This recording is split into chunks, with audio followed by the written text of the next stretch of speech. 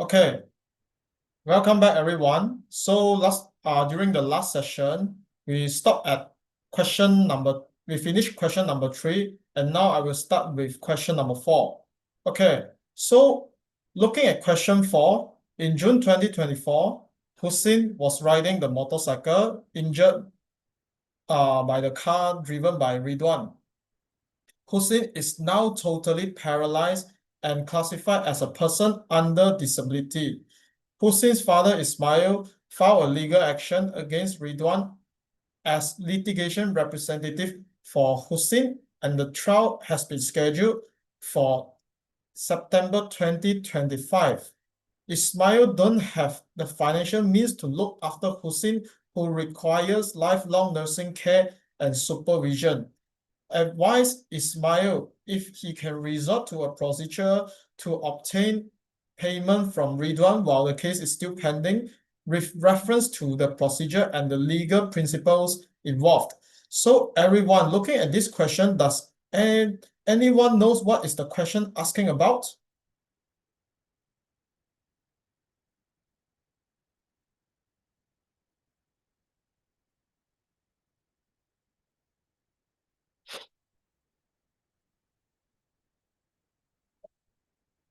Okay, I see the answers. Interim payment, correct. Because as you can see, the keyword is here. Now the trial has been fixed on September 2025. But in the meantime, Ismail don't have any financial means to look after Hussein. That is the reason why the question is all about interim payment.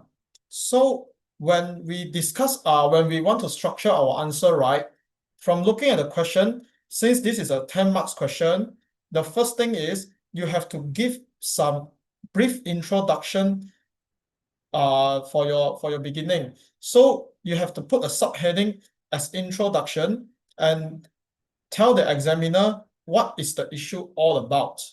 Then when it comes to your second paragraph, which is the second heading, then you only further elaborate what is interim payment and how to go about. Okay, so when we talk about interim payment, right, basically we have to flip over our order 22A,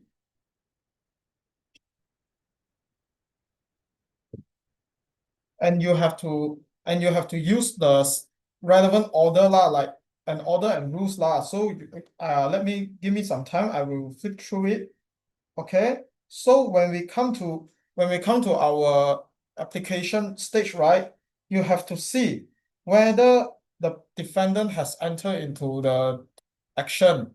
Okay, that is your first point. Because in order 28 rule 2 sub 1, the plaintiff may serve a writ to the defendant and the defendant has to enter into appearance. Then the plaintiff, which is Hussein's father Ismail, can only apply for the interim payment. Okay, that is your first point.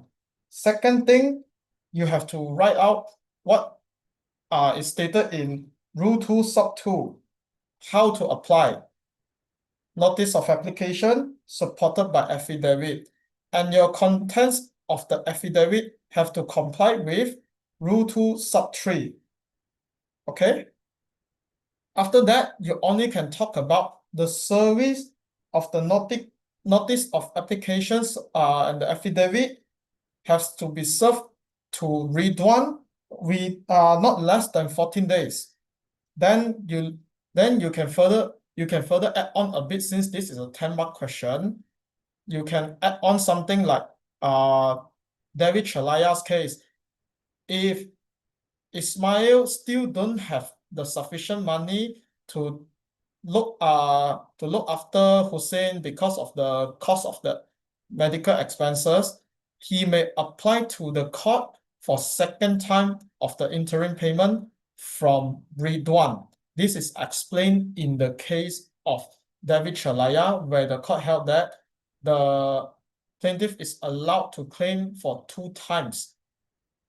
Is everyone clear?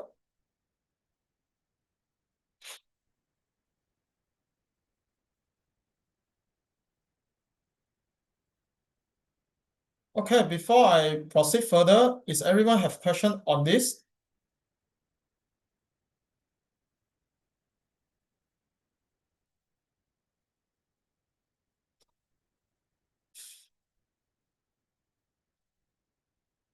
Okay, I saw one question.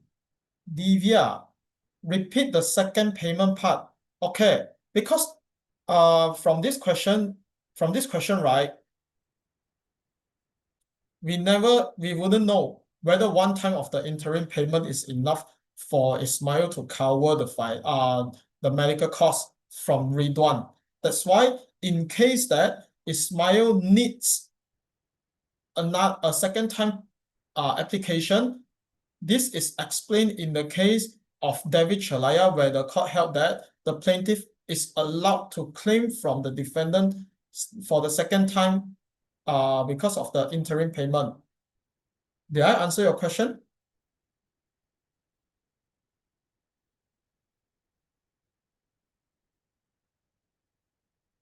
Okay, so right now we proceed to question sub B. OC Sendirian Berhad commenced a raid action against EU, claiming breach of contract for the failure to supply the machinery. And then OC applied and obtained by way of ex parte upon the undertaking as to damages an injunction order to restrain EU Sendirian Berhad from dealing with or disposing of the machinery contrary to the terms of the contract. High Court judge fixed the inter parte injunction application within 14 days from the date of the ex parte injunction order was obtained. Due to the injunction order, EU has suffered loss of contract with the customer in the sum of 10 million ringgit. EU filed an application to set aside ex parte injunction order. The High Court judge heard both the inter parte injunction application and the application for setting aside the ex parte injunction order together. The High Court judge allowed the application to set aside ex parte injunction order and dismiss the inter parte injunction application. The High Court judge, however, refused to grant the order of assessment for the loss suffered by EU Sendirian Berhad due to the ex parte injunction order. Advised EU on the correctness of the decision when the High Court judge refused to grant the order of assessment. So everyone, since this is a 15 marks question, can anyone identify the issues in this question?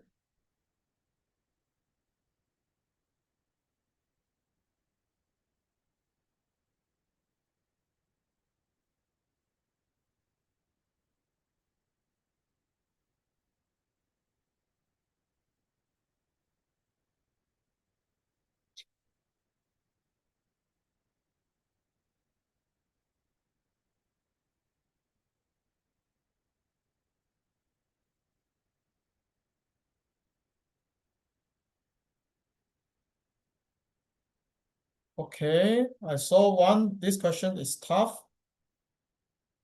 The issue is whether EU Sendirian Berhad can enforce the undertaking as to damages.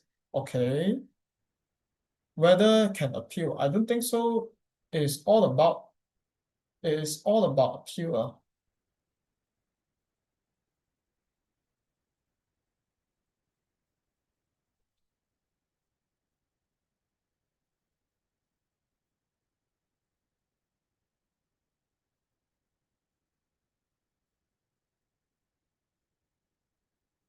I don't think so it's relevant to appeal in this question. But I can identify what are two things lah. First thing is the injunction. Okay. Second thing, which is very minor, is on the order of assessment. Order assessment is in order 37. Okay, but never mind. We go through it one by one. First thing first, injunction. Since can anyone still remember what is the principle and the relevant order for the injunction?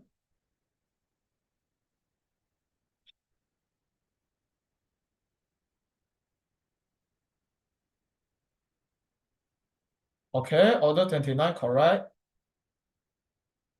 Okay, now we go through it by paragraph.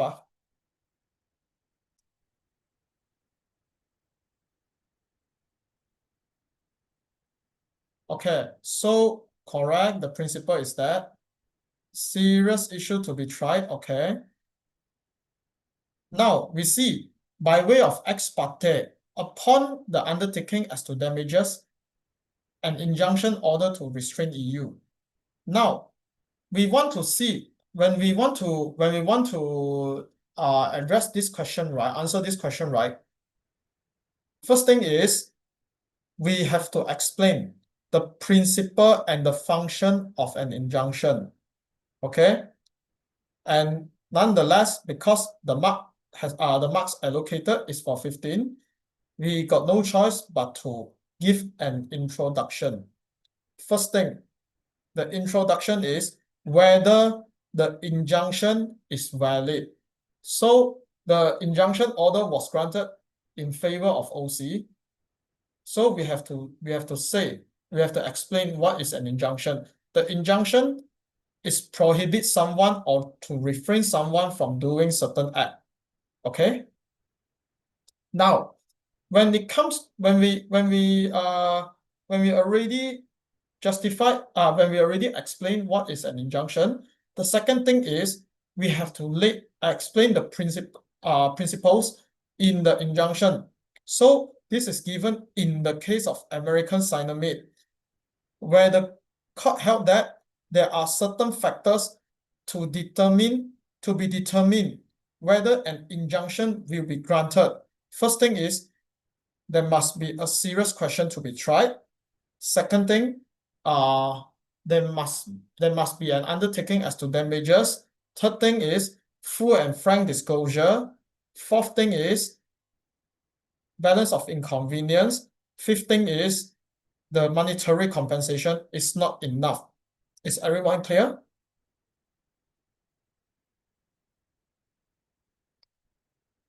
Okay, when we already explained the principle, now on the fact this is an ex parte hearing, okay, so we have to see whether the time, and we also have to give some explanation on the time frame lah.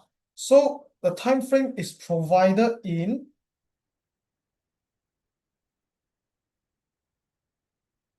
Order 29, Rule 1, Sub 2B.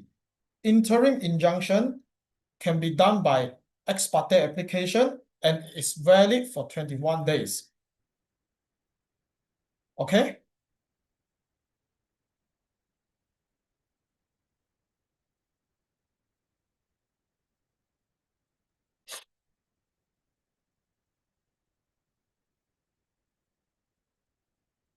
Okay, once we already explained the time frame, now we have to see what will the court decide.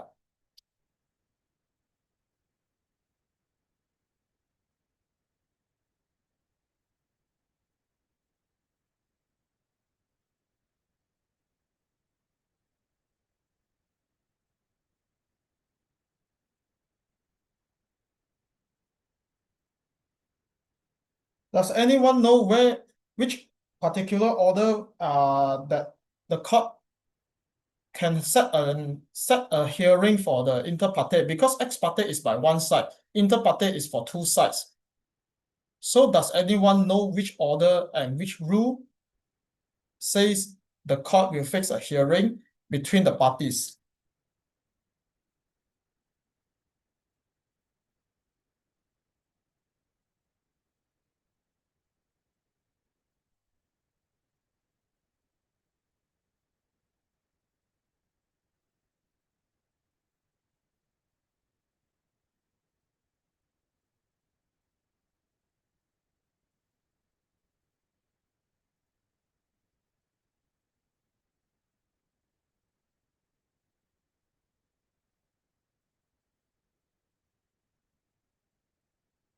Yes, it's Order 29, Rule 1, 2BA.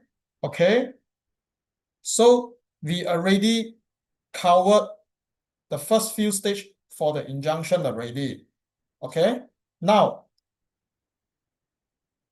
the High Court judge heard both the inter partes injunction and then set aside the ex parte injunction together. Now, you see, the High Court judge allowed the application to set aside the ex parte injunction and dismiss inter partes injunction application. So from this scenario, this is talking about the power of the court. Okay. So does anyone know what is the reason for the court set aside the injunction now?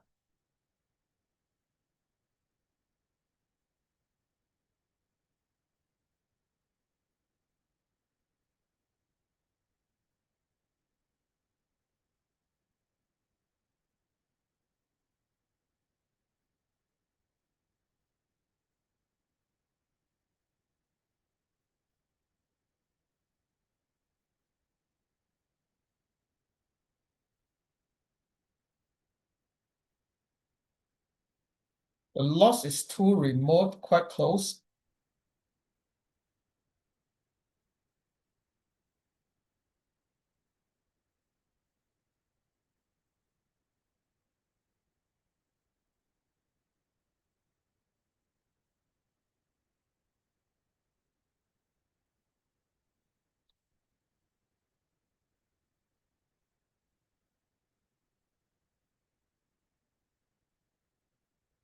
Granting of undertaking is at the court's discretion.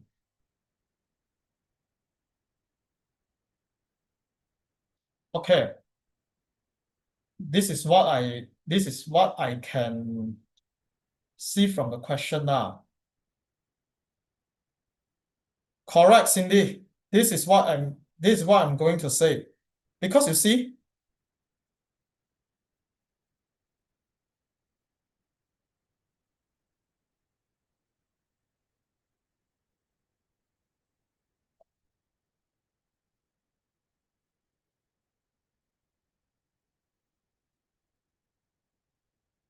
okay, so is anyone saw the highlighted word?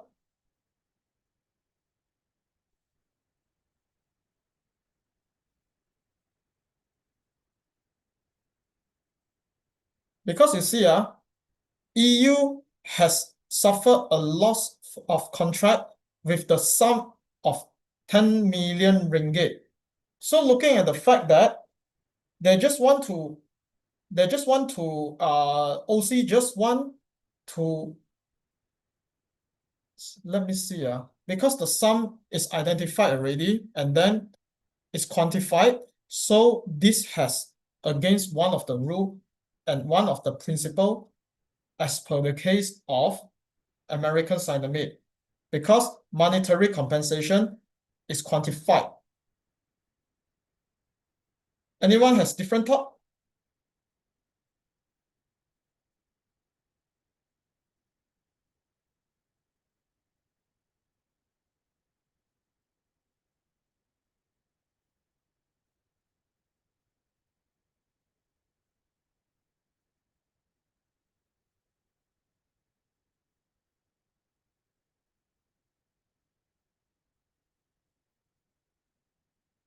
Anyone has different thought?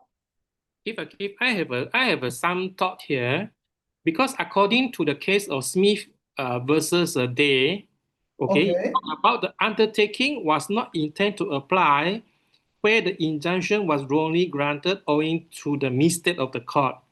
And also they held that the questions whether inquiry as to the damages should be granted is within the discretion of the court, of the judge who originally tried the case, and that is his discretion on not likely to be interfered with. Because the undertaking is not saying that to compensate. The undertaking is how to say, is to protect the court as well as the defendant. Okay.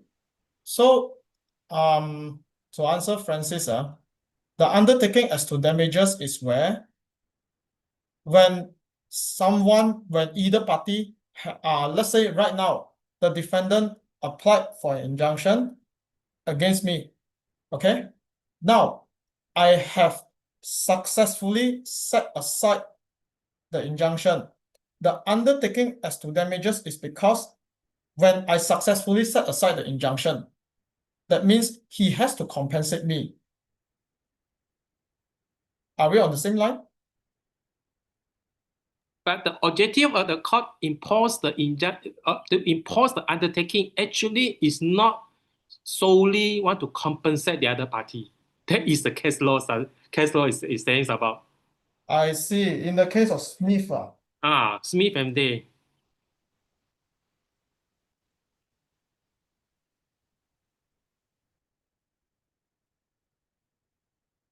let me check whether I've this case, I've studied this case before.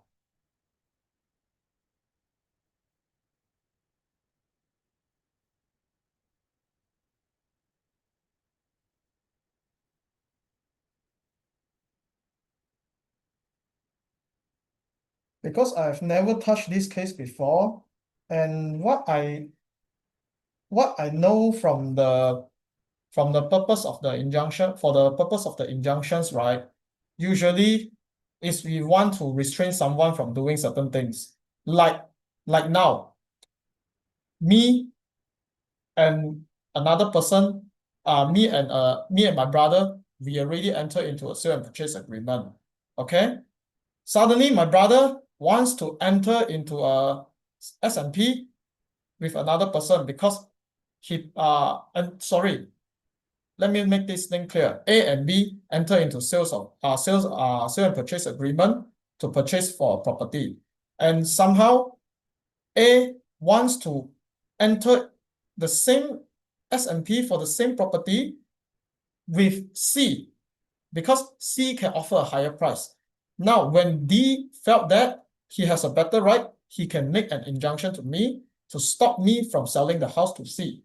That is the whole thing of the injunction. While for this case, right, I can see the angle from because the loss suffered by EU is quantified, and I don't see pretty much on the principal has complied lah, has fulfilled also lah.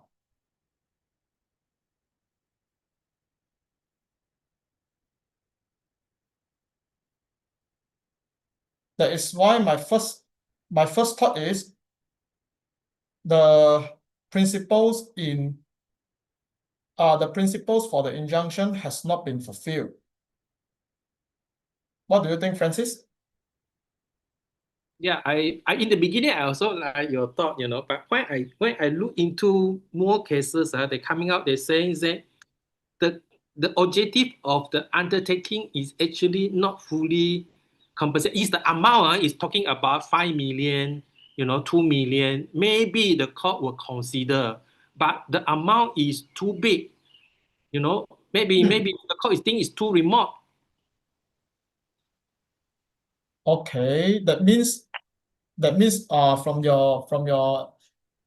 what you have understand is because the amount is too big, and it Yeah. seems like it's very very obvious lah. Because if you talk about small amount, maybe, but if we talk about it's the big amount. Then would it seem as monetary compensation is sufficient? Oh, it would not like that. that is the hurdle that I'm facing because I look at it, the sense that it's the court discretion, and also they say that it's not just for the compensate the just want to enforce the undertaking. The view of the court is the case from the case law is like that. I see. So you are looking at you are looking from the angle of the amount lah. Yeah, the amount. But my thought is because he already quantified and identified the amount. That's why you're saying that in the beginning you said that the second part, the assessment. We must come Okay. to assessment. Okay, so because my structure is this, we want to tackle it one by one. So Mm, if the foundation on the injunction has failed, the court has the power to set aside. Okay? mm, When the court has set aside, then we only go for the assessment of order of assessment. mm. That is how I structure the answer. But maybe I very welcome for the different thoughts, because one of the answer from Francis is that the amount is too big, and then the court might have a difficulty when assessing the loss lah. Yeah. Not only on the Smith and Day, and also GS Gills and Berhad also. The Newby and versus Harrison also the same thing. These are cases, so say it's not just want to compensate. Because from my understanding, you have to comply everything, you know. Yep, yep. Two views.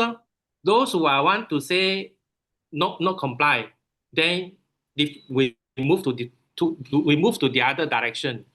If they say it's comply, then we move to another direction. That is a subject, you know. That is the two ways views on this question. Yeah, because you see, the High Court has set aside the injunction orders.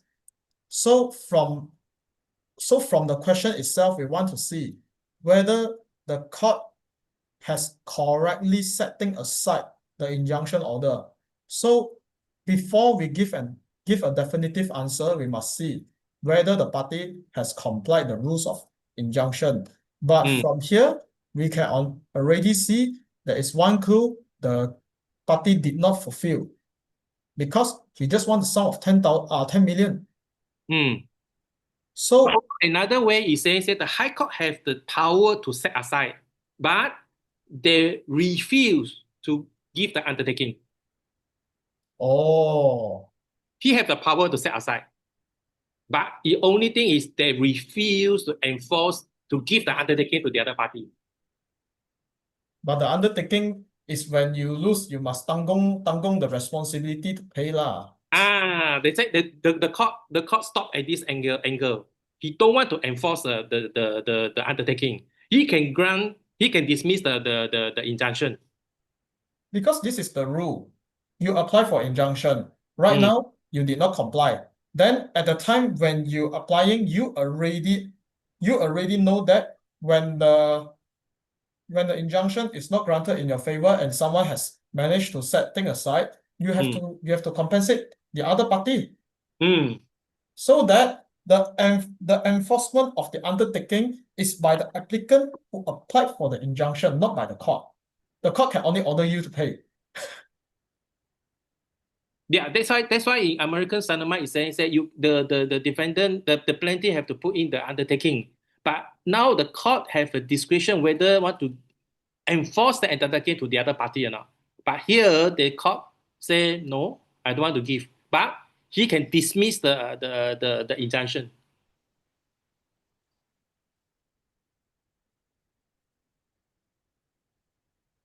Because he's saying that the court is because the enforcement of this undertaking is on at the court's discretion, is under the equity. That the case law saying that the court can can decline to enforce the undertaking.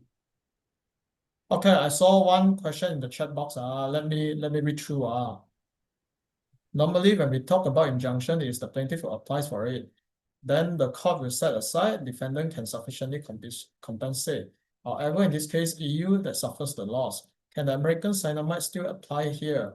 Here we say these damages can be compensated by money. Okay, since usually it's the defendant that can monetarily compensate, that the court set aside peace injunction. Now it's different thing already.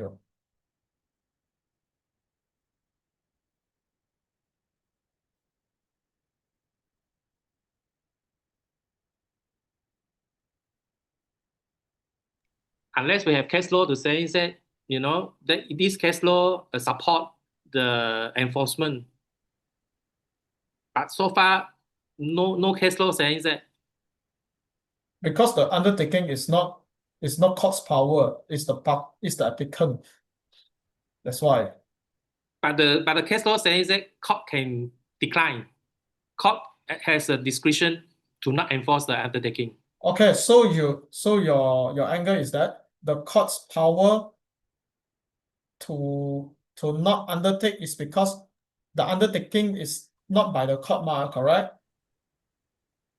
Yeah, undertaking is not by the court, but the court can decline to enforce it. Decline That's the for power. decline for who? The court can decline to enforce the undertaking, to give the undertaking to the other party. Yes, the plaintiff must give in the undertaking to the court, but the court can say, I don't want to enforce the undertaking and give to the other party. This is a court's right, court discretion from the case law. Yeah, but now we are saying that whether the setting aside is valid, The setting aside is valid because the court can set aside, yeah, the court can set aside. Then but you don't want to give the undertaking. he doesn't want to give an undertaking, then Mm. it's the plaintiff's job to do the undertaking already. No. The plaintiff money is in the court, but the court don't want to give to the other party. The court refuse to grant the order of as. I see. I a bit okay. They say the court refused to grant the order of assessment. So okay lah. So doesn't mean that the court refused to give undertaking, just that the court refused to grant the order. Yes. So I think maybe we are a bit confused and running out lah when we run a bit far away lah. Because the undertaking is exercised by the parties, not the court. Yeah, the plaintiff must give in, but the court can refuse to give the orders. That's why when the court refused to give the order, the applicant has to compensate already. Loser pays the winner.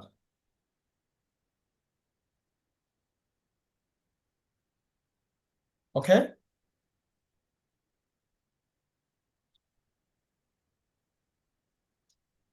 Okay, now we're looking into the second angle, which is the order for assessment. In order 37.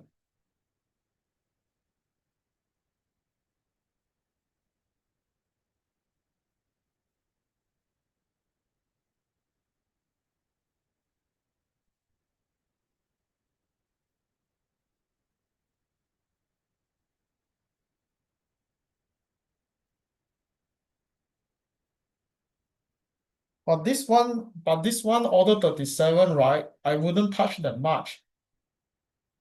Because this is post-trial thing.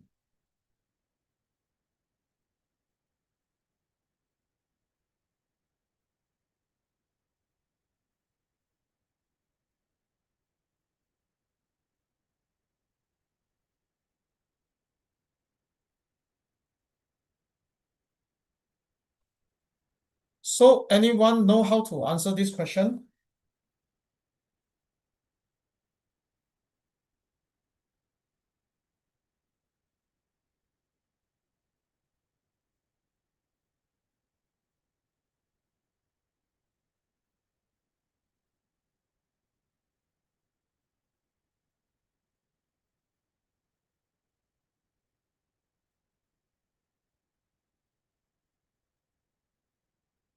Yeah, I agree that because this question seems a bit confusing. Because order of assessment throughout the past years wasn't asking that much lah. But now but assessment of damages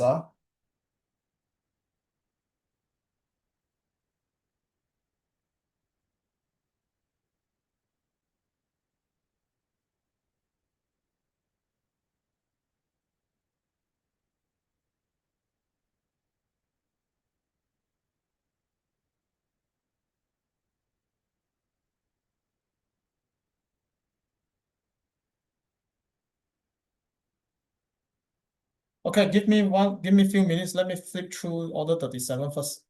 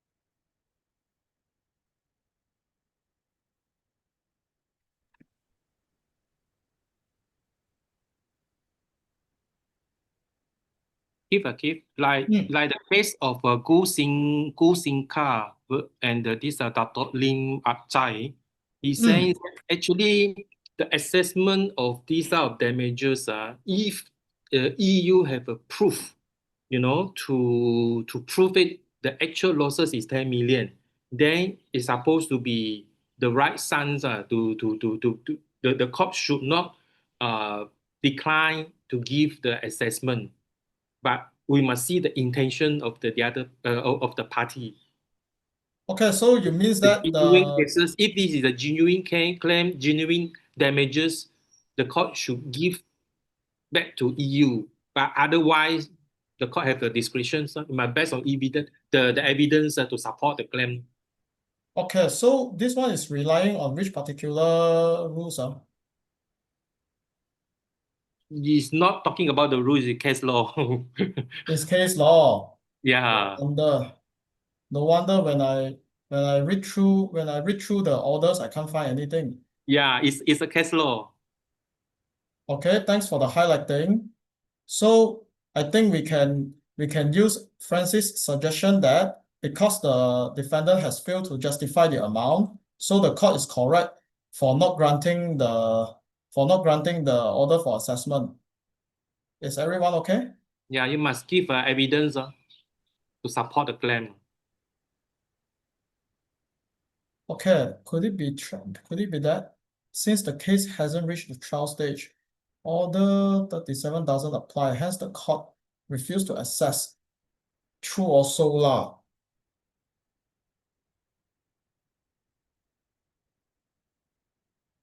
True or so lah? Because as I flip through, it can be done in Order 34, which is related to the pre-trial case management as well. Okay, so everyone okay? Then we move forward.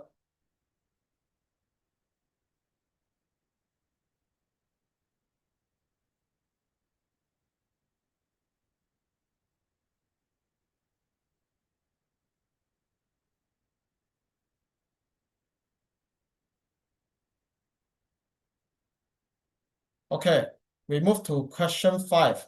Philip filed a writ action against Desmond in the High Court claiming liquidated sum for 1 million. Immediately upon being served, Desmond handed it to his driver with strict instruction to deliver it to his solicitor so that appearance could be entered. However, driver misplaced the writ and failed to inform Desmond it was missing. In the meantime, Desmond paid a sum of 250,000 via online banking transaction into Philip's bank account. After the time to enter an appearance has lapsed, Philip entered default judgment against Desmond for the sum of 1 million. Default judgment was posted on the 1st of October by AR registered mail to Desmond, which received by Desmond on 10th of October 2024. On 1st November 2024, Desmond sought your advice how to set aside the default judgment. Okay, advise Desmond the procedure for setting aside the default judgment, whether he is likely to succeed. So from this question, I think it's pretty much straightforward. Anyone has answer?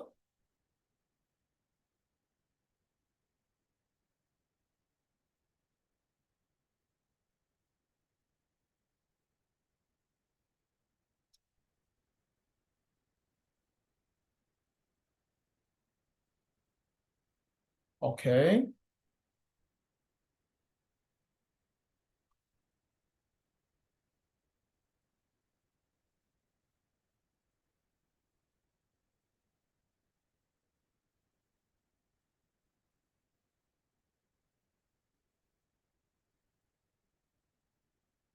Setting aside the JID, correct?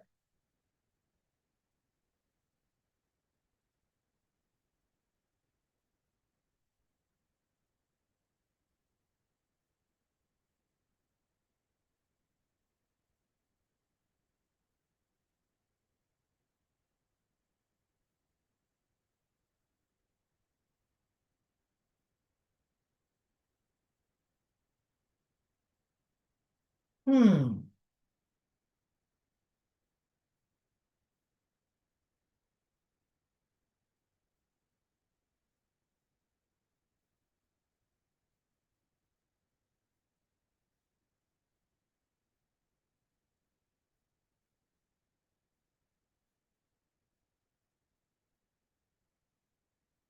Correct. Extension of time.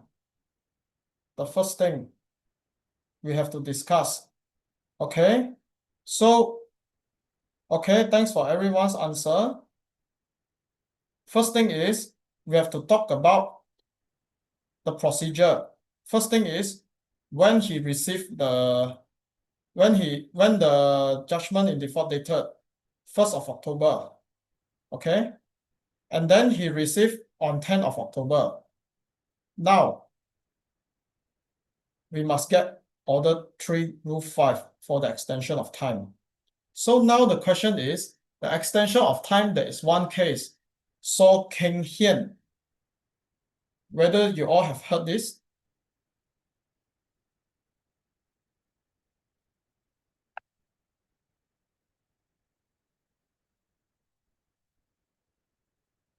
Sure.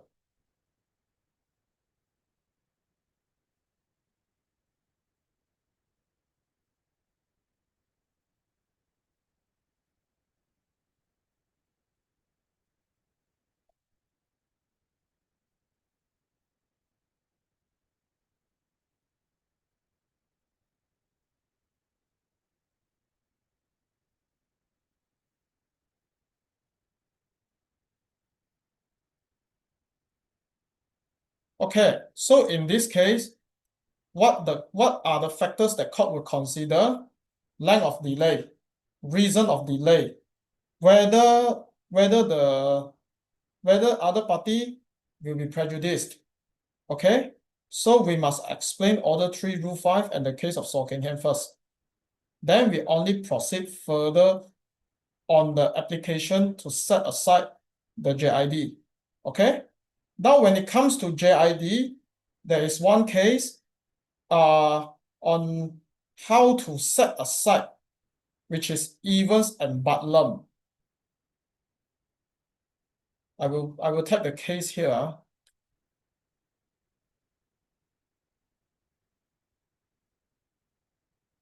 In this case, the court will determine whether there is a merit to set aside.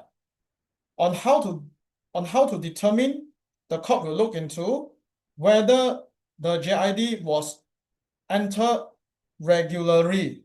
If regularly entered for the JID, then the judge will set aside if there is a prima facie defense. However, on the other hand, if the JID wasn't regularly entered, then the parties can set aside as of right. Everyone's clear?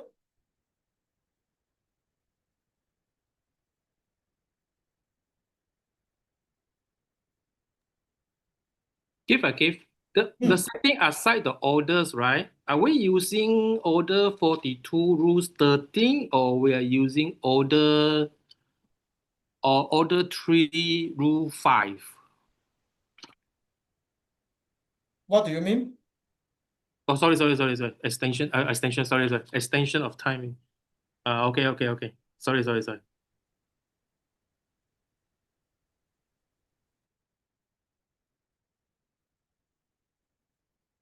Okay, I saw the same question from Cindy.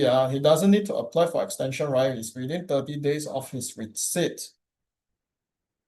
Okay, let me read through again.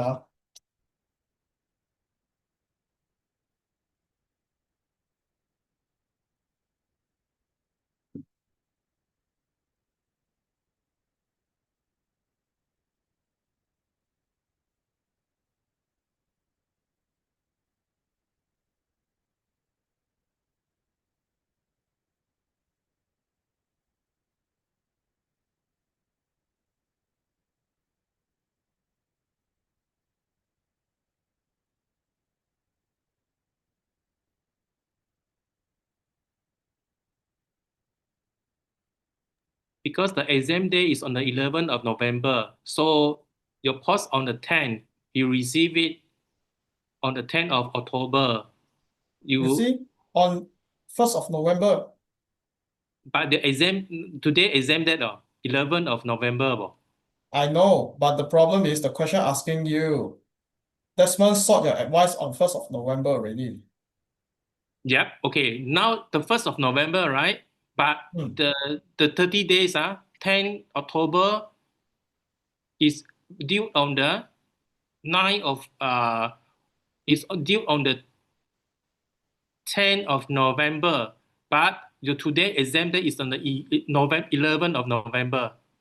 It's 1 day delay. Even though on the 11th or the 1st of November, are you able to set aside or not? If you cannot set aside, then you have to apply. Okay. So I see the question since Cindy has raised one suggestion pursuant to order 42 rule 13, okay, on on how can we set aside order 42 rule 13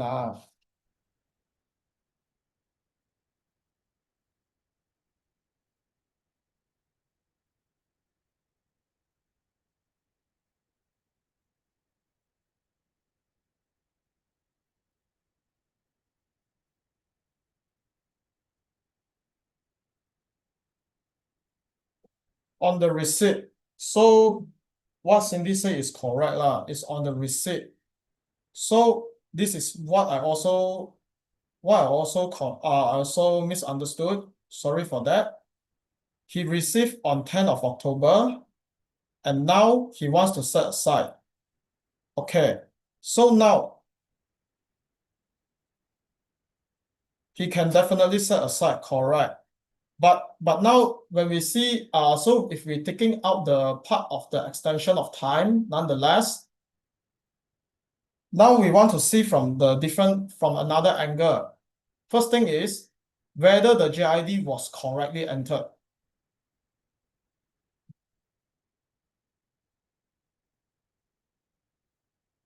Because read does say that a JID is not a final judgment, so that you can apply to set aside. But now, when it comes to Evans and Butlam, the principle to set aside, we're looking into different angles. First thing is whether the JID is correctly entered. We are looking at this. So can anyone tell me whether the JID is correctly entered?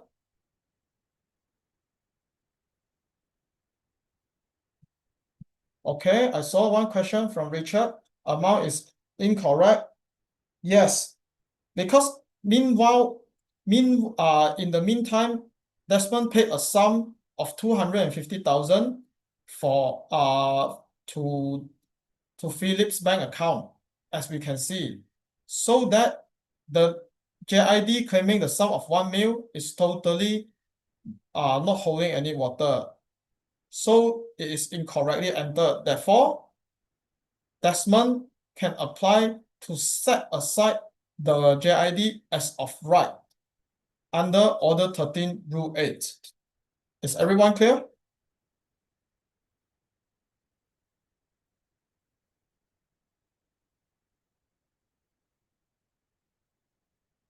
He only sought advice on November 1st. The question doesn't mention when he exactly applied to set aside, right? Yeah, ho.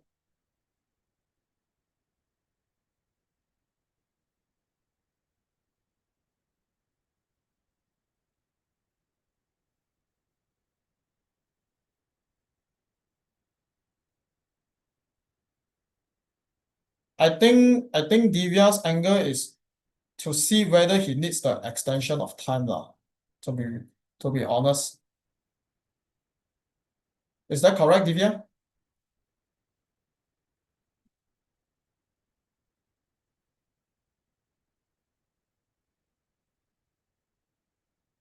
That's why the thing is, if we want to play safe, we just put assumingly he sought our advice on 1st of November, and then on the exam date, we only apply. Then order 3 rule 5, we still have to use it. Because first thing is I've forgotten when was the exact date for the exam day. Since this is a November paper and last year I've forgotten on which date it was the exam date. So very likely lah. Does anyone still remember when was the date for the November paper? The first page, first set for this exam paper. I have to scroll it back. Okay 11. November lah. Okay, very likely already. Thanks. Okay, so it's double 11, but no choice now. We have to put for the extension of time. Okay.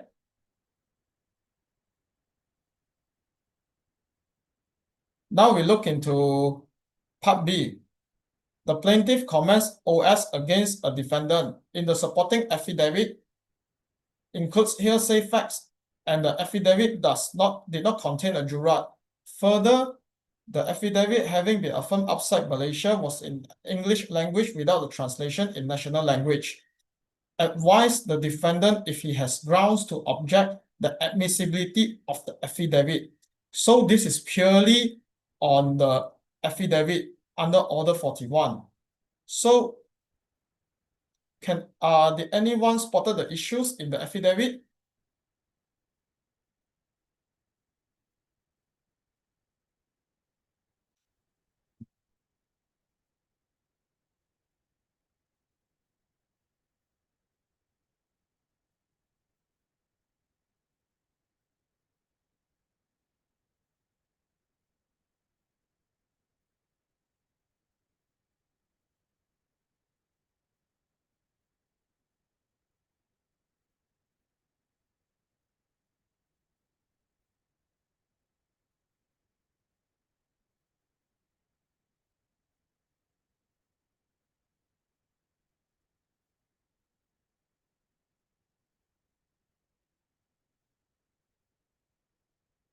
Okay, we look into the facts one by one. To begin with, okay, an affidavit is not evidence.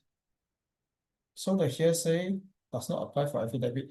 Richard, I think this one is incorrect. Because according to the case of Bottenham, the hearsay evidence may be given, but you must give the source where you got the evidence. So this is case law. So unlikely the plaintiff has complied the rules as per the case of Bottenham. Okay, so this is the first ground to challenge. Second is the affidavit did not contain a jurat. This is what I can see from Cindy's answer. Rule 1 sub 7.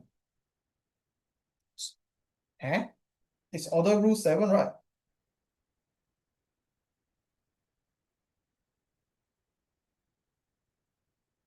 Alteration law. Rule 7.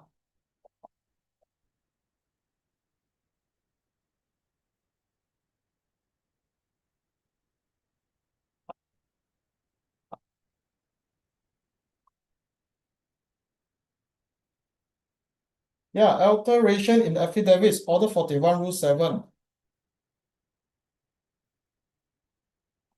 So on the facts that he did not contain a jurat after the alteration has made, so it seems like he did not comply with order 41, rule 7. But the problem is when we want to do the alteration, might as well we can file a fresh affidavit other than filing a jurat. So the plaintiff still can overcome it by filing a fresh affidavit. The third thing is the language, because the language on the fact that the affidavit was affirmed outside of Malaysia, so it is under Order 41, Rule 13, may be filed in English unless the court otherwise need not to be accompanied by a translation. So that following Order 41, Rule 13, the language doesn't matter because this is provided that the court has directed that you must file a translation. So he can only challenge for the first thing, the hearsay facts. Second thing is the content of the jurat. Okay?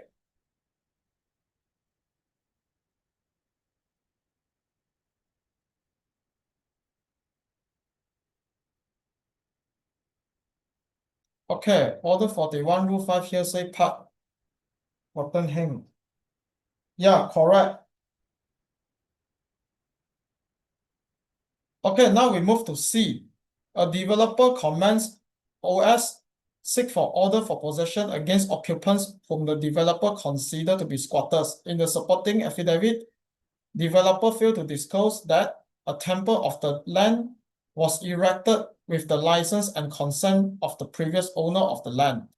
President of the temple committee also named as defendant in the OS. Further, occupant of the land, namely Osman, is not named as defendant in the proceedings but wants to be excluded from the order of possession, which may be made against him. Osman claims that he is a lawful tenant of the property. Advise President of the temple committee and Osman on the procedure they should adopt to oppose and defeat the developer's claim for an order of possession against them. So anyone knows how to go about?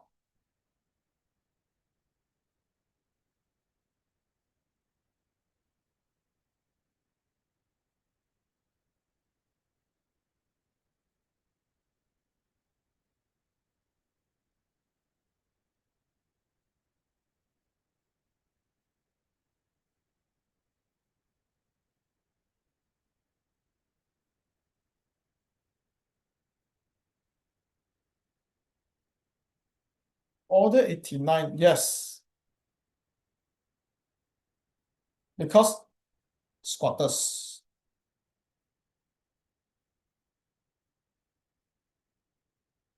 So from this question, we have to divide into two parts. First thing is temple committee. But nevertheless, first part is president of the temple committee. Second is Osman.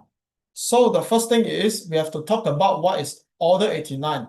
So in Order 89, this is a summary judgment against the squatters. So looking into the procedure, the form of application is by way of Order 89 Rule 2, which by OS and supported by affidavit. And your contents of the affidavit has to follow with Order 89 Rule 3. Three things: interest in the land, circumstances on the land being occupied. The third thing is he has no knowledge of the name of any occupier. After we already talked about it, now we talk about on how can the president of the temple committee and Osman to challenge. Okay, we go it one by one. First thing is fail to disclose that the temple on the land was erected with the license and consent of the previous owner. This is the first part where the president of the temple committee can object because this has breach of Order 89 Rule 3. Okay?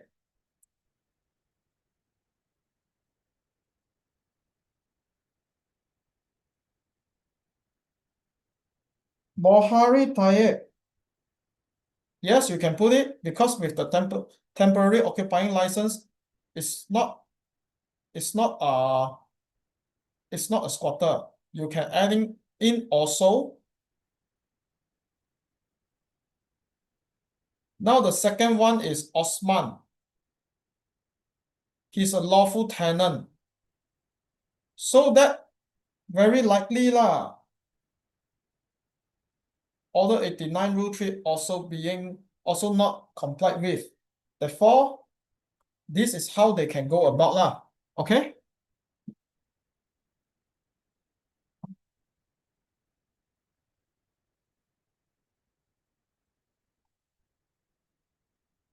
But instead,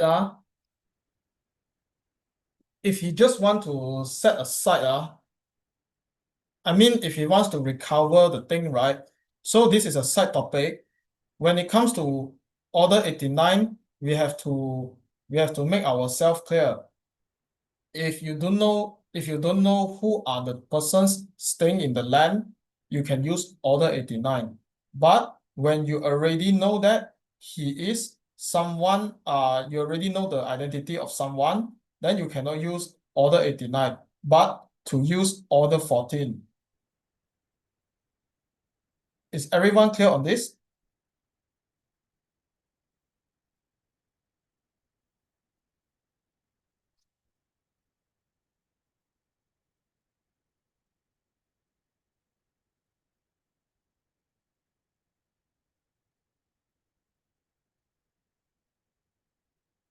Okay, we move to question 6A. Plaintiff commences a civil suit against the defendant arising out of a dispute in respect of a building contract. Pleadings closed after case management, and then the parties waited for the trial dates to be fixed.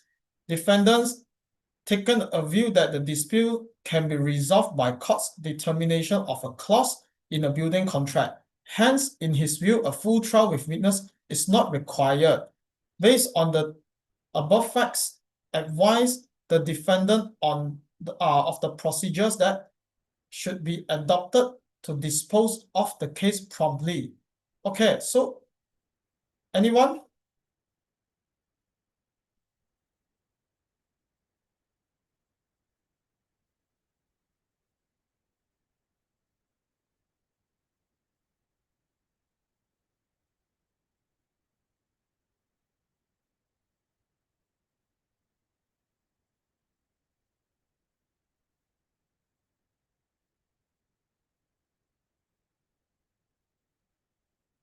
Okay, Cindy.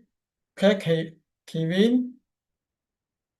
Yes, correct. It's Order 14A because to dispose a case on the point of law. So on how? Order 14A, Rule 1, Sub 1. The court may, upon the application of a party of its own motion, determine the question of law or construction of any document arising in any course of matter or matter at any stage of the proceeding, okay, can make an application for the summary judgment. Order 33, Rule 3, let me see.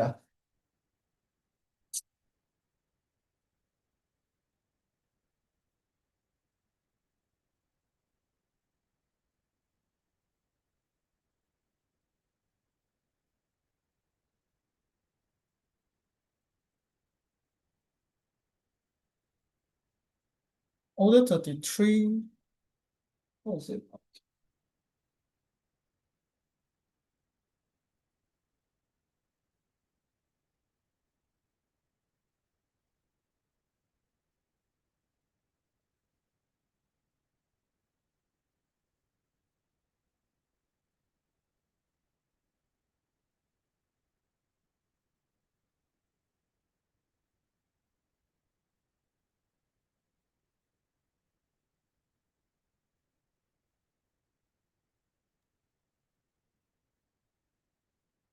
It has nothing to do with the mode of trial. Because Order 33, Rule 2, and Rule 5, okay, is talking about when the party rests, because the defendant take the view that the dispute can be resolved. So you are saying you are talking about the preliminary objection, right? correct. Time of trial of questions of issue, because now is the pleading close, and after the case management, now is waiting for the trial date to be fixed. Okay, And the so for party the arrest. preliminary issue, you can raise at the time of trial. Now we're just talking about pending the trial. So the pleadings closed, and then he wants to apply this is very, very close to this is very, very matched with the requirement of a summary judgment. Because summary judgment is where they already enter into an appearance, and now at or about the trial dates, they want to dispose the action effectively lah, so that it's not during the trial he is raising a preliminary objection. Because summary trial will be much more early, but the fact here is the pleading will close and after the case management direction will comply. But normally summary judgment will not come to the case management, right? Because with pre-trial case management ma. Yeah, correct. That's why the thing here is that the pleading close and after the case management, because when we come to summary judgment, summary judgment, right? Because it's not come to that stage, much more early. Okay, so you see, this is how the thing goes. When during early stage, you file your rate, okay, together with your pleadings, and then exchange of the pleadings between the parties. After the exchange, then the court will say that okay, pleadings are closed. Now we want to fix for trial already. That is why there is a pre-trial case management. But before the trial, you are saying that. Sorry, I saw one interruption. I will answer to your question later on, Cindy. Okay, so when it comes to about the trial date, the court will tell the parties what you have to do. Okay? During the stage, you realize that this can be done by summary judgment, then you can apply. You see Order 14A Rule 1, you see one of the requirements that such question is suitable for determination without the full trial. So we directly use 14A Gautim already.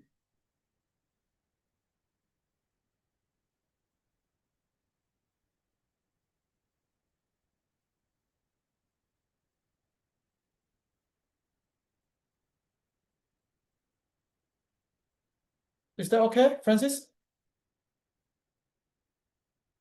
You see at the 14A, the requirement is that the court may, upon the application of a party or of its own motion, okay?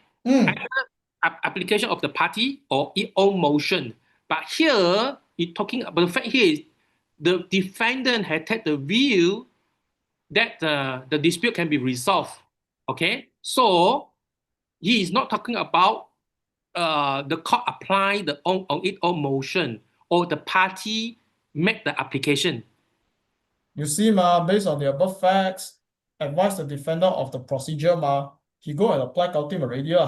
Correct. But the thing is, when I look into 33, the wording is that the court may order any question or issue arising in a cause. It's different, you know. You look at the wording, look like the same, but if you really look into word by word inside, it's different interpretation. Okay, so your interpretation is related to which rules? Order 33, Rule 2, and reach together with Order 33, Rule 5. 33 Rule 2 again. Okay, Yeah. let me look into it again. Because I try not to spend too much time on the 8 marks question, 7 marks question, because the problem is when we put too much of the informations, right? Later the markers also will be confused. So now looking into your 33 Rule 2 or Rule 3. Rule 2. Okay, number 2, the court may order any question arising, blah, blah, blah, and whether to track before or after the trial, give the directions. This is the mode of trial.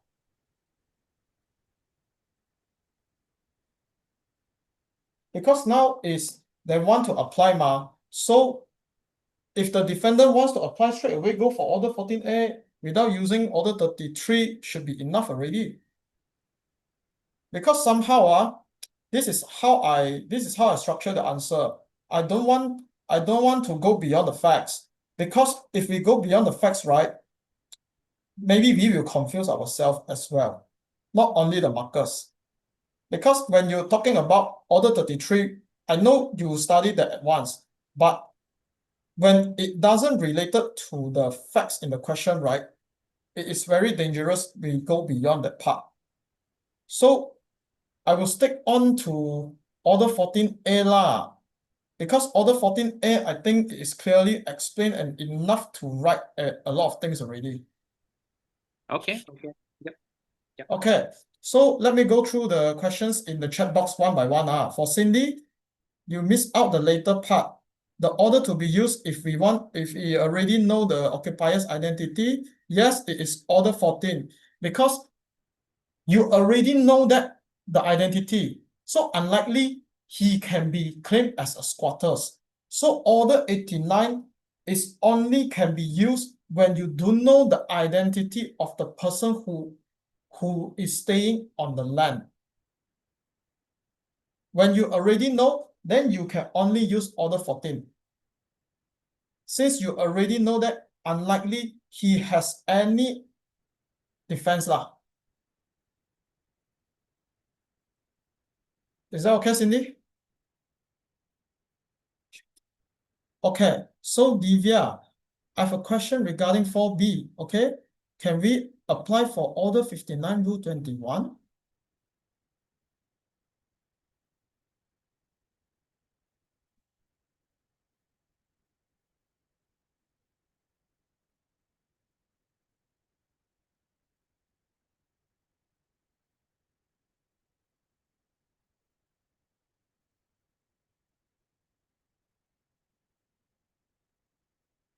Better we don't say that much lah, interlocutory application.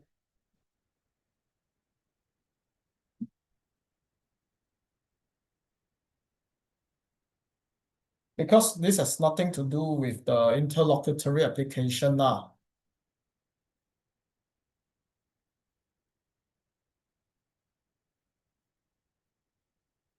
Okay, we go to 6B. On 3rd of May 2024, Pawan filed a writ action against Dollar. AR registered enclosing the writ to Dollar returned and delivered by post office. Pawan thereafter employed the service of process server to locate Dollar to enable personal service to be effected on him. On 25th October, the process server informed Pawan that Dollar has shifted from his residential address and his present address is unknown. Court fixed November 11 as the case management date and directed Pawan should serve the writ on Dollar as soon as possible. Advised Pawan on the procedure he should adopt to ensure valid and effective service of the writ on Dollar as a matter of urgency. Okay, so from the underline, there are two issues. How are you going about?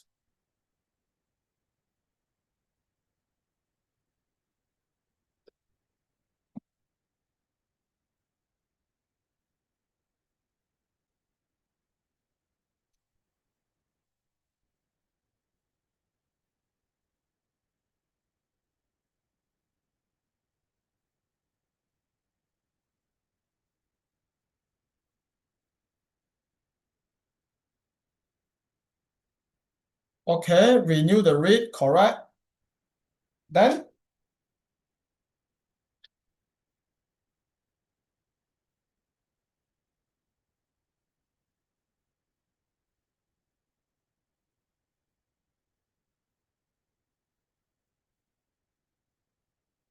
apply for substituted service. Okay, correct. So the first thing is, this is quite similar to question,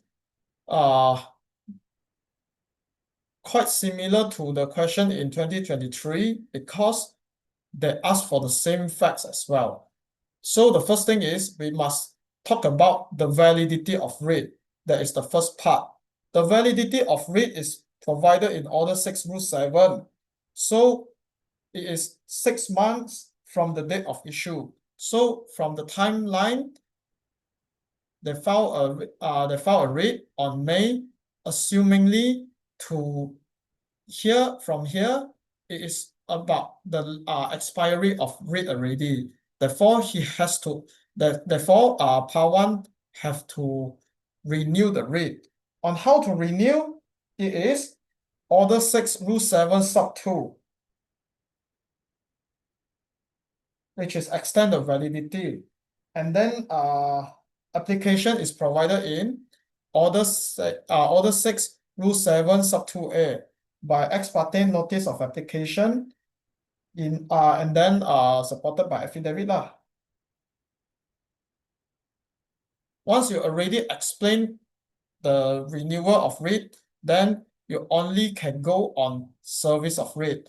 On the fact that shifted to his present address is unknown, so you have to use substituted service already. Substituted service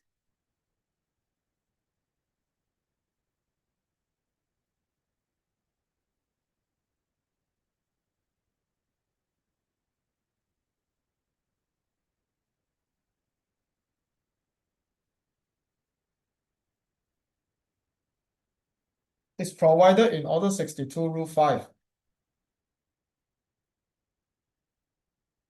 No need to follow Rin-Nimala guideline lah.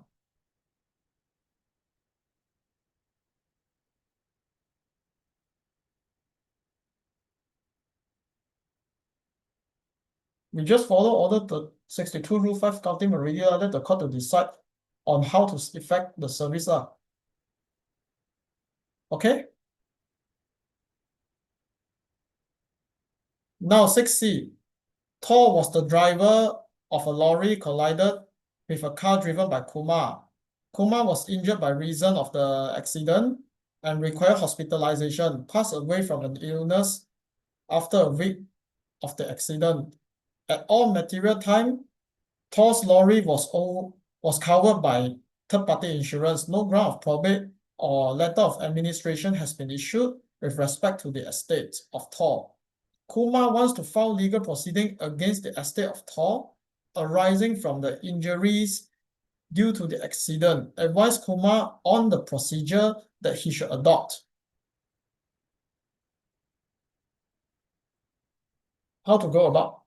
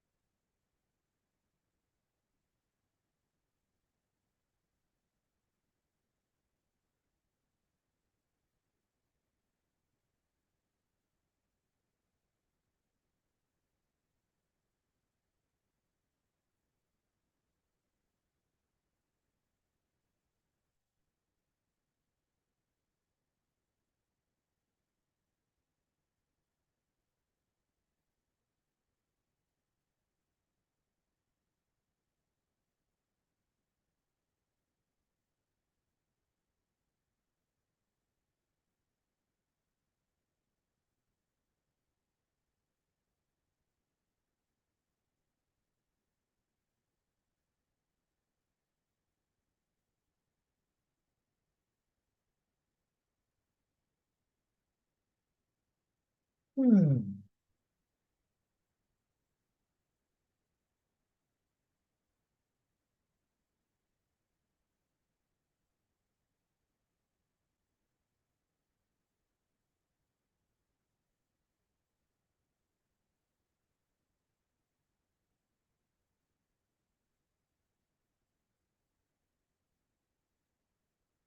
One part covered already.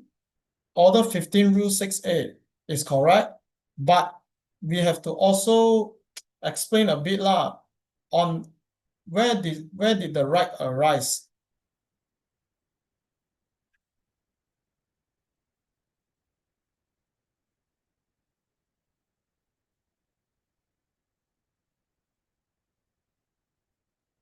Section 8 sub 3 CLA correct? Okay, one by one now. First thing is, who can be named as the party?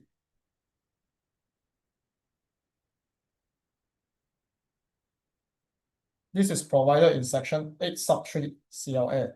Okay. So after this, we have to cite one case, Ang Hoi Yin.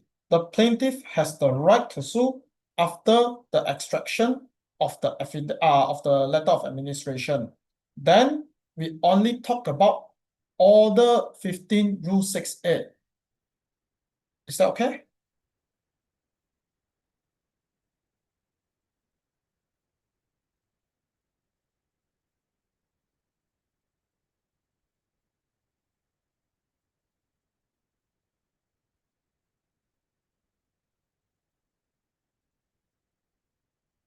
Okay, you want to repeat.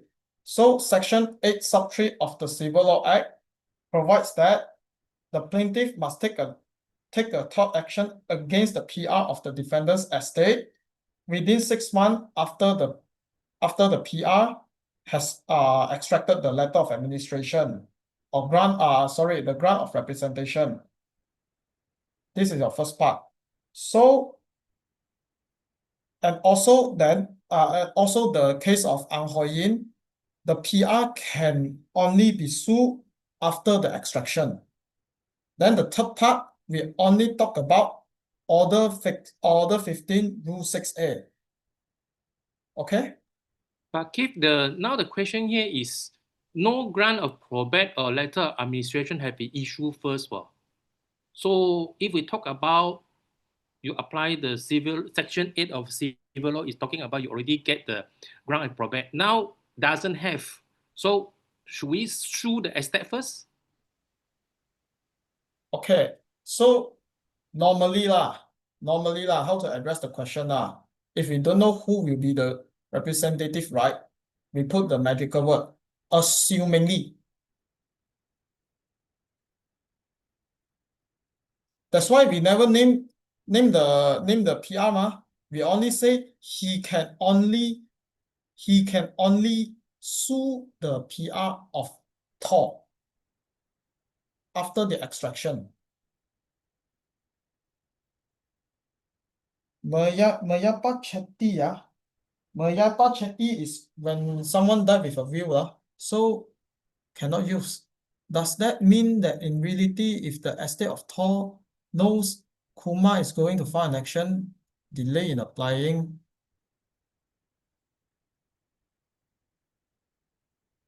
Well, this one this one got a certain of quality this question.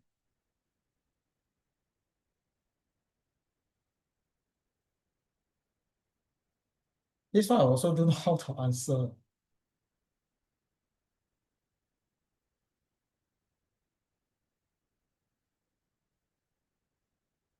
Because the question here is the proceeding against the estate of Thor. You're not talking about the PR. Yes, you see, the question is Kumar wants to file legal proceeding against the estate of Thor. So to answer them, we just say he can only have the right to file the action against the PR for Thor.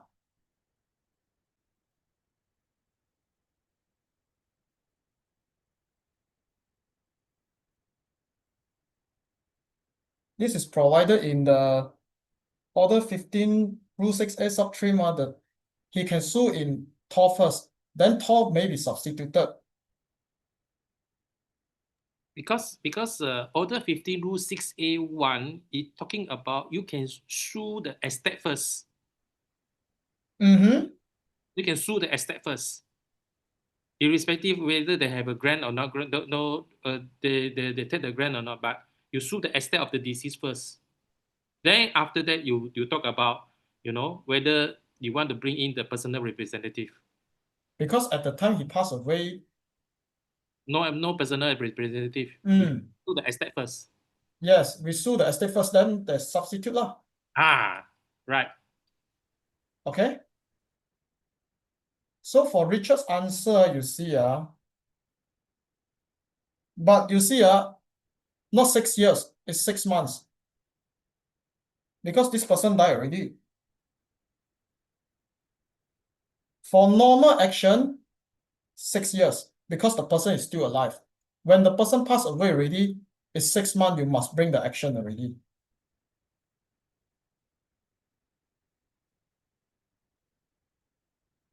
Deliberately delay in applying for grant of representation. This one never came across. That's why I think I cannot answer your question. Sorry.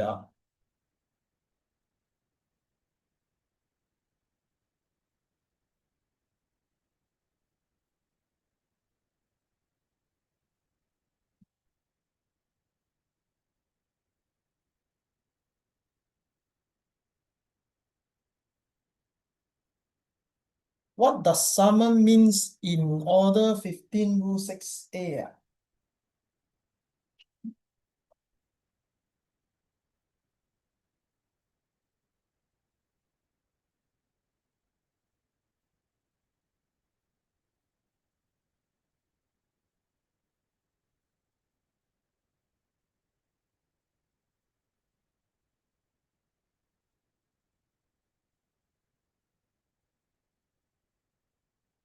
Six, four.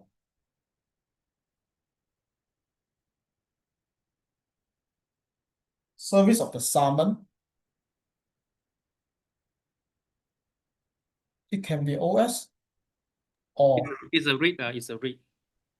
also because read of summon and OS also summons one.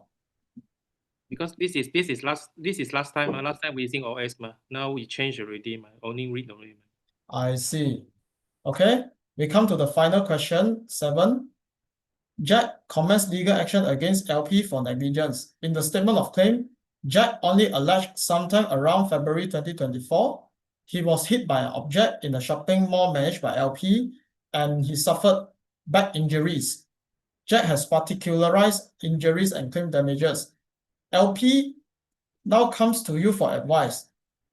LP has 2 different shopping malls in different states. In order to prepare defense, what are the steps LP can take under the rules of court to ascertain the facts of the alleged negligence?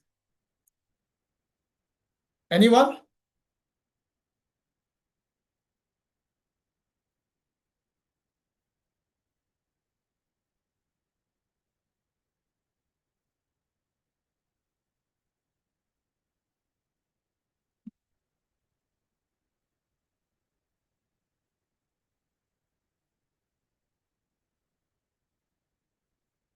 Correct. Order 18 Rule 12. This is the only question that we can use Order 18 Rule 12 because in Order 18 Rule 12, right, the particular are not sufficient. Therefore, we need to ascertain more details. That's why we can only use Order 18 Rule 12. Under Order 18 Rule 12, right, there are few things we need to cover. First thing is because this is for the further and better particulars, the first thing is we must use few cases. Okay? First thing is Lim Ki Tia. I will type in the group chat.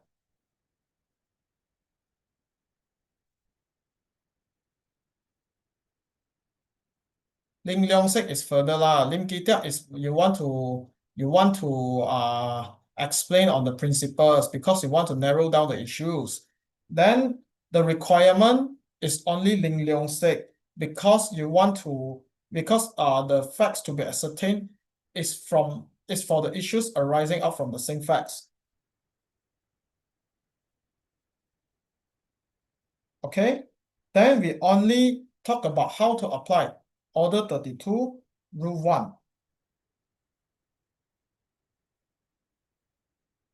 Nasalah or a formal letter can be used. Okay. Now we come to sub-question 2. LP Sandrian Berhad informed you that previously received a report from Mega Shopping Mall. One of the customer was hit by an object which was part of mall decoration. Customer is Jack. Instructed that decoration displayed outsourced to Gold Style Sandrian Berhad. Hence, Jack ought to have sued Gold Style Sandrian Berhad instead. Given the fact, what is your advice to LP by reference to available procedures? Anyone?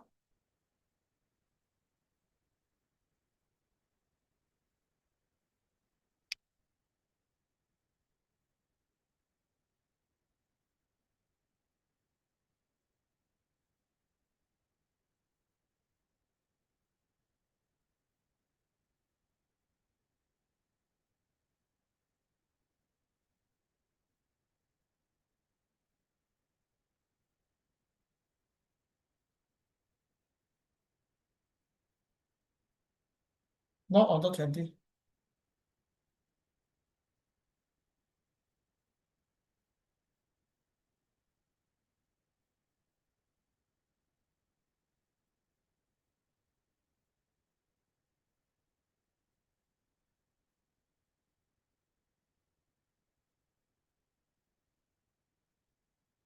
Third party is correct already.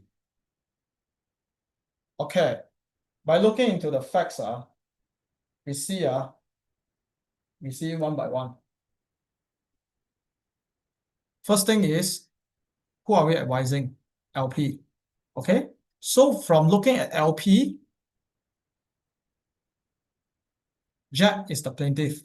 He doesn't know whether whether the whether the whether the decoration displayed in the mall has been outsourced. Okay, so third party action is one of the way, because usually how do we advise whether should bring a third party or to add a co-defendant? We have to look into the party. Okay, so as we are advising the defendants, okay, from this scenario, we can use both to add Gold Star as a co-defendant or third party. Because third party is on point already, but looking into the question it has been allocated for 15 marks. So we have to discuss both.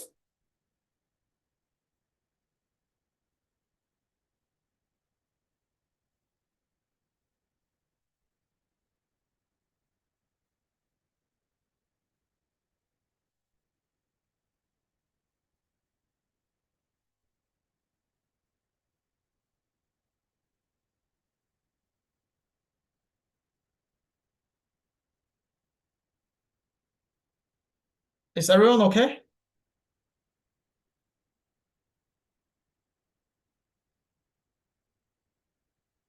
So on how to tackle this kind of questions, right? The first thing is we have to see who are we advising. If we are advising Jack on how to go about, Jack has no choice but to add Gold Star as the core defendant. Because to bring a third party action is on the choice of the defendant. But since we are advising LP, who is the defendant in the action, they have two choices. One is to add a co-defendant to share the liability, to proportionate the liability. Second choice is LP bring the third party action against Gold Star. Then we talk about each of the procedures. Okay. Now we come to the final question. The court will allow a party to rely on the evidence about the facts which have not been pleaded. Discuss if this statement is correct by reference to the decided cases. So from this, we have nothing to say. We have no particular order, but to rely on the cases. So anyone still remember the cases?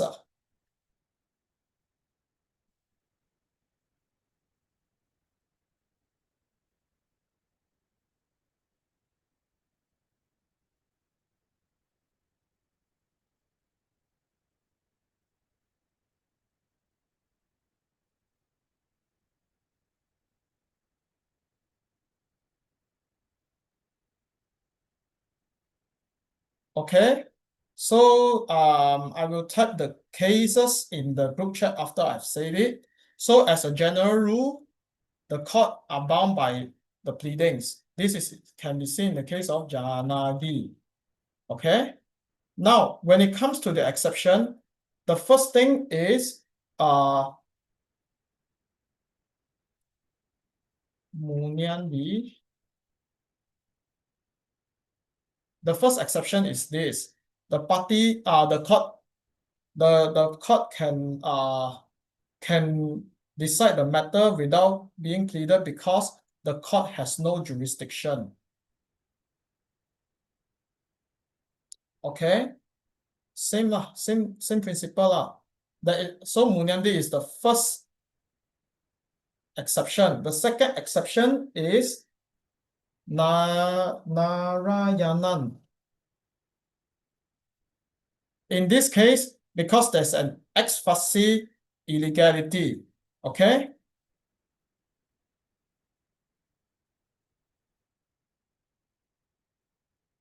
So the third case is Wisma Punca Emas Sdn Bhd. The third exception is because the issues has been covered within the pleaded facts. The fourth exception is OCBC against Philip Wee. The court held that if the opposing party did not object to it, you can still raise. However, in the case of Superintendent of Land and Surveys, in this case, the court held that if other party is opposing, then the issue cannot be pleaded, cannot be raised. Okay, so here are the cases that we can rely on. Is everyone okay?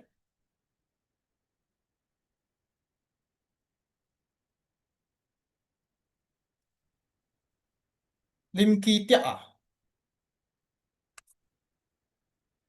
Lim Ki Tiak is to explain why we want to use further and better particular, because as we can see from this question, right? He owns 2 shopping malls in different states. So when I say I'm going, when Jack's saying that I was injured in the shopping mall managed by LP Sdn Bhd, but LP Sdn Bhd wants to know which particular state's shopping mall that he was injured. So that means because he has few malls they are managing, they want to know which exactly shopping mall that injured Jack. They want to go precisely so that they could know on which particular shopping mall thing has injured Jack, and then they will only be able to understand the situation correctly. So this is what has been stated in the case of Lim Ki Tiak to narrow down the issue. Did I answer your question, Cindy?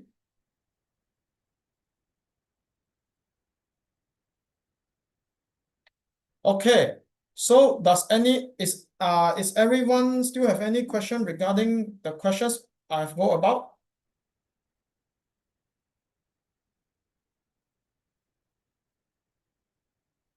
Okay, then I will stop my recording at here.